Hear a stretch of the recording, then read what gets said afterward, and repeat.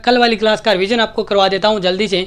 कल हमने पढ़ा था बप्पा रावल के बारे में, और बप्पा रावल के बारे में मैंने आपको बताया था कि बप्पा रावल को गोहिल वंश का वास्तविक संस्थापक माना जाता है। और याद रखिएगा, गोहिल वंश का संस्थापक गोहिलादित्य को माना जाता है। ठीक है, उसके बाद में हमने बप्पा रावल के नाम संबंधित चीज़ें पढ़ी थी, जिसमें हमने पढ़ा था कि रणकपुर प्रशस्ति जो कि 1439 ईस्वी की है, उसमें कालभोज और बप्पा रावल को अलग अलग बताया गया है। जबकि श्यामल दास ददवाड़िया, नैण सिंह टोड, ये जो इतिहासकार हुए हैं, ये कहते हैं कि बप्पा रावल उपाधि थी और कालभोज नाम था। उसके बाद में हमने पढ़ा था आहड़ शिलालेख, जिसमें आहड़ शिलालेख में बप्पा रावल को मुक्तमणि के समान बताया गया है। उसके बाद में हमने पढ़ा था कि एक इतिहासकार हुए हैं CV वैद्य, उन्होंने बप्पा रावल की तुलना चार्ल्स मार्टिन से की है।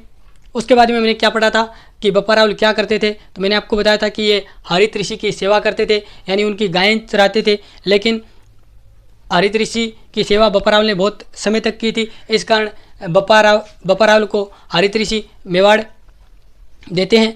और कहते हैं कि 734 ईस्वी में बप्पा रावल ने चित्तौड़ के राजा मानमोरी, जो कि मौर्य शासक था, उसको हराकर चित्तौड़ पर अधिकार कर लिया था। और बप्पा रावल नागदा को राजधानी बनाते हैं, और नागदा के पास ही वो कैलाशपुरी में एकलिंगनाथ जी का मंदिर बनाते हैं। एकलिंगनाथ जी जो कि मेवाड़ शासकों के कुल देवता हैं, ये भी हमने पढ़ा था। और इनका मंदिर कैलाशपुरी उदयपुर में है, ये भी अभी मैंने आपको बताया। और यहाँ पे पाशुपत या लकुलिस संप्रदाय का ये प्रमुख केंद्र है एकलिंगनाथ जी का मंदिर। और यहाँ पे फाल्गुन कृष्ण त्रयोदशी को मेला बढ़ता है। और यहाँ पे एक हमने टर्म पढ़ा था आस्का मांगना। आस्का मांगना मैंने आपको बताया था कि जब मेवाड़ शासक या महाराणा या राणा जब राजधानी से बाहर जाते थे या फिर युद्ध करने के लिए जाते थे, तो उस समय वो एकलिंगनाथ जी से अनुमति लेते थे, जिसको आस्का मांगना कहते थे।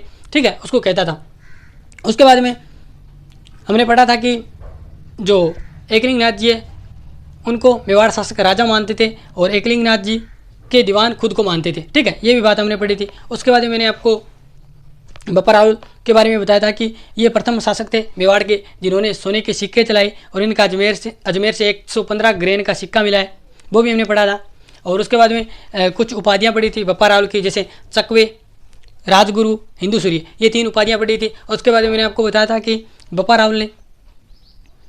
रावल के समय गजनी के शासक सलीम की सेना ने आक्रमण किया था भारत पर, और बप्पा रावल यहाँ से जो सलीम की सेना थी उसको वापस गजनी तक ले जाते हैं, और बीच में ये एक स्थान में यानी पाकिस्तान के स्थान पर ठहरते हैं, उसको वहाँ पे रावलपिंडी नामक गांव बसाते हैं। ये भी बात हमने कर ली थी। उसके बाद में मृत्यु से संबंधित मैंने आपको बात बताई थी कि टोड कहता है कि बप्पा रावल की मृत्यु खुरासान में हुई थी, जबकि ओझा कहते हैं कि इनकी मृत्यु नागदा में हुई थी, और बप्पा रावल की छतरी नागदा उदयपुर में बनी हुई है। ये बातें हमने कल पढ़ी थी।